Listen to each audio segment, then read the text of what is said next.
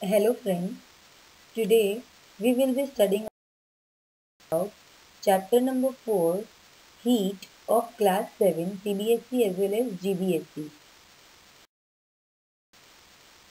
Now, moving on to the chapter, first we should understand what actually heat is. Heat is nothing but एक form of energy है जिससे कोई भी object कितना hot या cold है वो हम पता कर सकते हैं. करेक्ट. नाउ कितना कोई भी ऑब्जेक्ट हॉट है या कोल्ड है उसके लिए हम जनरली एक टर्म यूज करते हैं that is temperature. The degree of hotness of any object is called is temperature. ऐसे मटेरियल्स जिसमें से electricity sorry heat easily pass हो जाती है उसको हम बोलते हैं good conductors of heat and the materials which do not allow heat to pass through them are called as insulators. Now activity 1 में आप देखो यहाँ पे 3 बीकर लिए हुए हैं A B and C. Beaker A में just taken very hot water, B में थोड़ा एकदम कोल्ड वाटर, सी में ए और बी का मिक्सचर लिया है. Keep your left hand in A, right hand in B and C में 2 मिनट्स के बाद दोनों हाथ निकाल के सी में रखना है. What you will observe is that कि आपको दोनों हाथ सेम टेम्परेचर पे फील होंगे. No, it does not happen such. भले ही सी में पानी पूरा सेम है फिर भी दोनों हाथ में कोल्डनेस या हॉटनेस अलग अलग लगती है. Why this happens is because यहाँ पर हीट ट्रांसफर होती है. It takes time to normalize the temperature. Now what is temperature and what is thermometer. Temperature is the reliable measure of any object hotness or coldness, and the which is used to measure temperature is called as thermometer.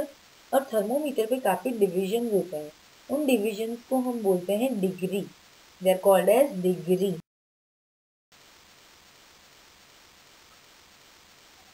Hello friends, today we will be studying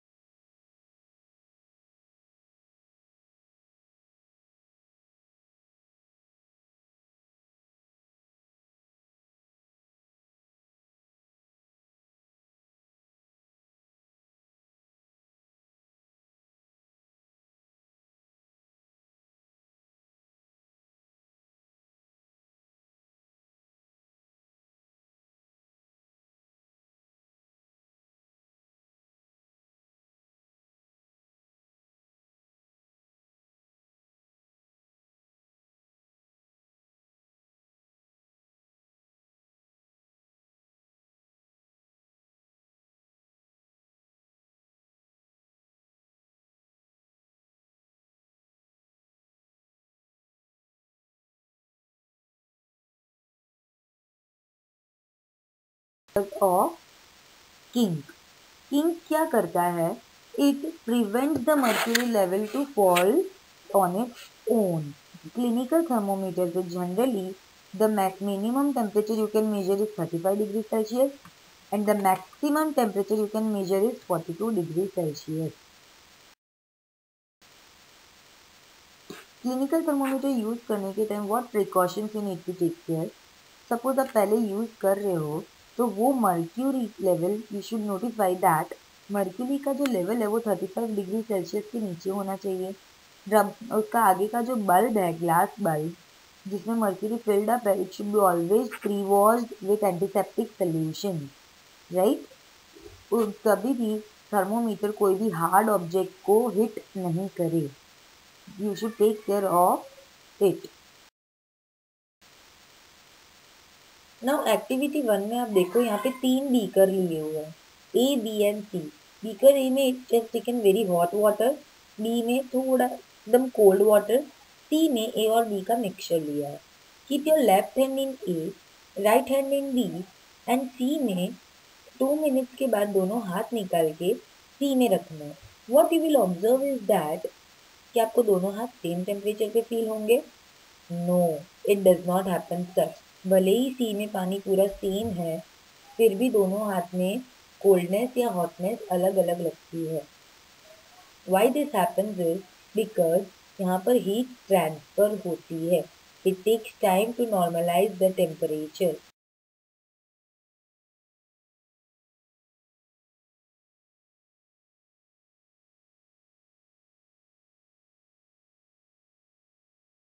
you should take a beaker. Beaker में आपका laboratory thermometer जो है उसको vertically, जिसका temperature आपको major करना है वो लिक्विड वो बीकर में भर दो।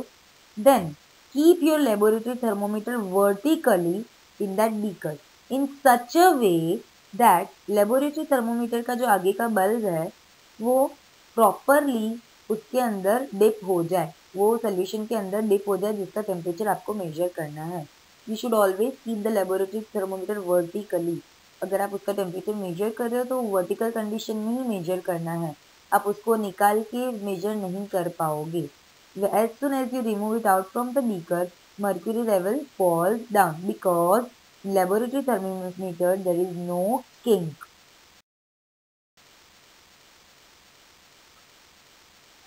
Hello friends, today we will be studying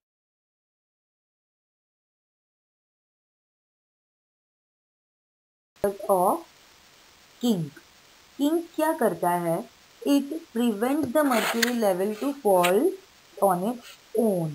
Clinical thermometer पे generally the minimum temperature you can measure is 35 degrees Celsius and the maximum temperature you can measure is 42 degrees Celsius.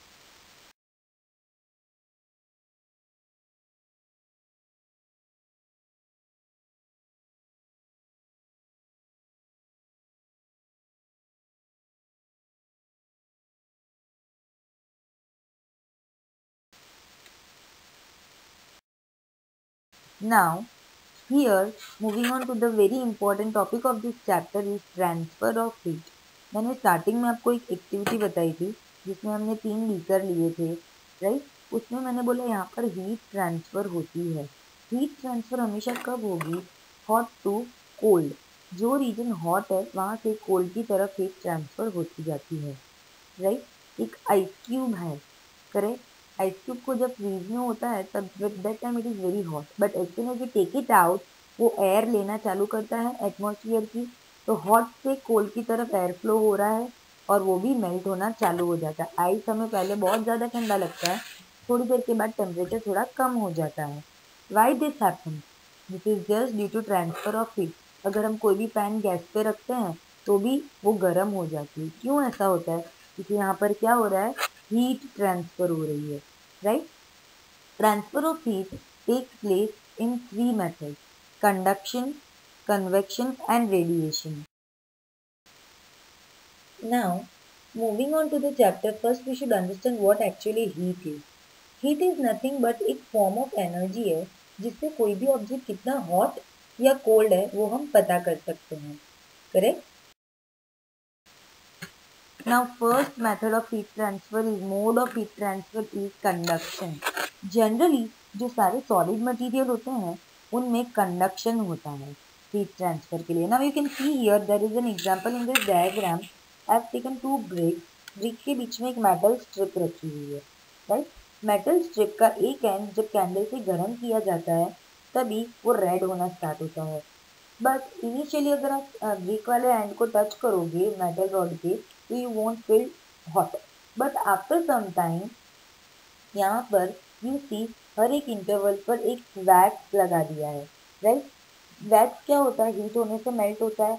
Now what is happening over here? यहाँ पे जो droplets दिख रहे candle के आगे that are wax droplets. जैसे जैसे heat transfer होती जा रही है वैसे रॉड गर्म होती जा रही है और जो जो रीजन रॉड का गर्म हो रहा है वहाँ से वैक्स ड्रॉप होती जाती है, मेल्ट होके गिरती जाती है।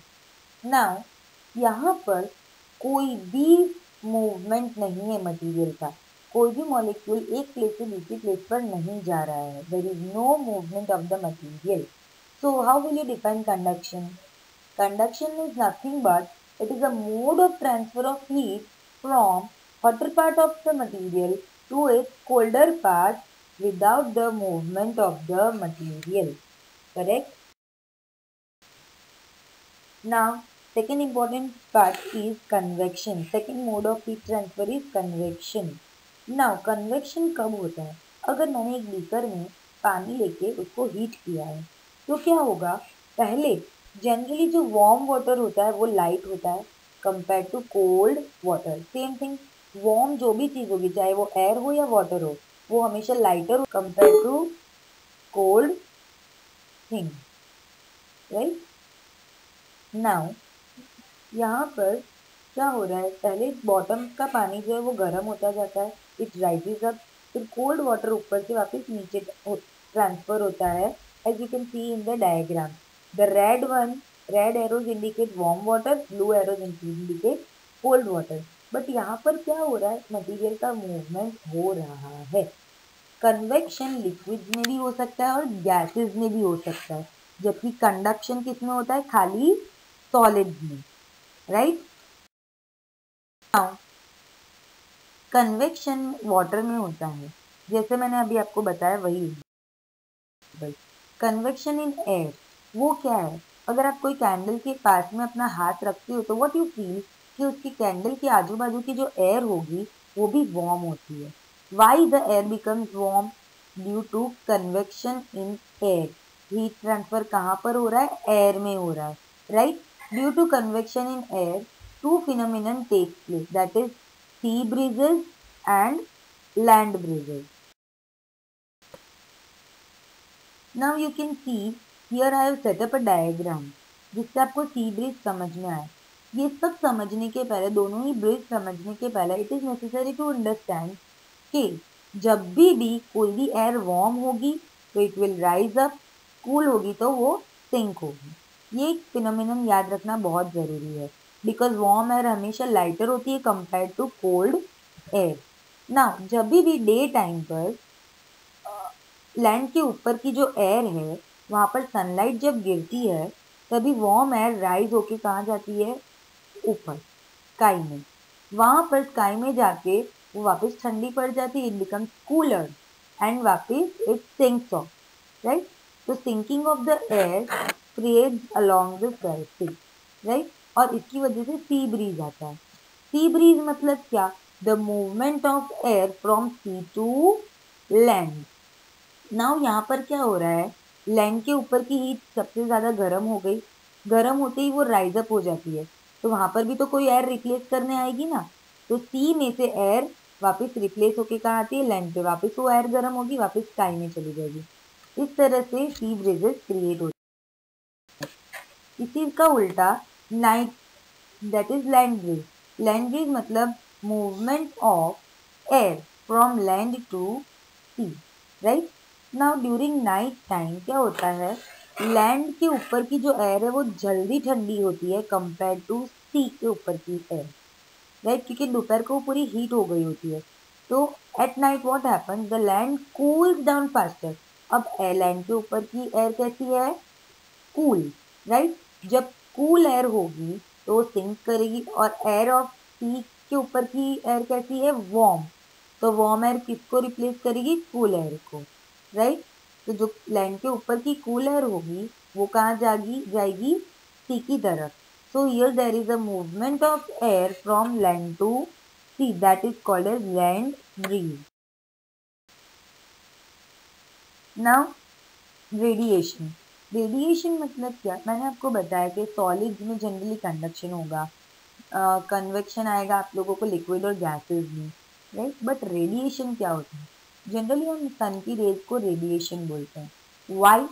Radiation is a mode of transfer जिसमें बॉडी को कोई भी मटेरियल या मीडियम की ज़रूरत नहीं पड़ती. जैसे कि सन के पास में कोई मटेरियल है जो हमको हीट पहुंचा रहा है? नहीं. There is no medium between earth and the sun, फिर भी वहाँ पर हीट रेज ट्रांसफर हो रही है. हीट रेज हमारी अर्थ की सरफेस को वार्म कर रही है. Why? This is just due to radiation. So you can define radiation as the mode of heat transfer through which heat energy transfers from hot object to cold object by the means of heat rays without any medium. You should note the word that is without any medium. This is known as radiation. Here we end up with our mode of heat transfer. There are three modes of heat transfer: conduction, convection, radiation. It is just a brief idea कि आपको कौन से matter में कौन सा heat transfer देखने मिलेगा. Right, here is the example along with the difference to understand very well the meaning of conduction, convection and radiation. Convection in air, वो क्या है? अगर आप कोई कैंडल के पास में अपना हाथ रखते हो तो व्हाट यू फील कि उसकी कैंडल के आजू बाजू की जो एयर होगी वो भी वार्म होती है. Why the air becomes warm?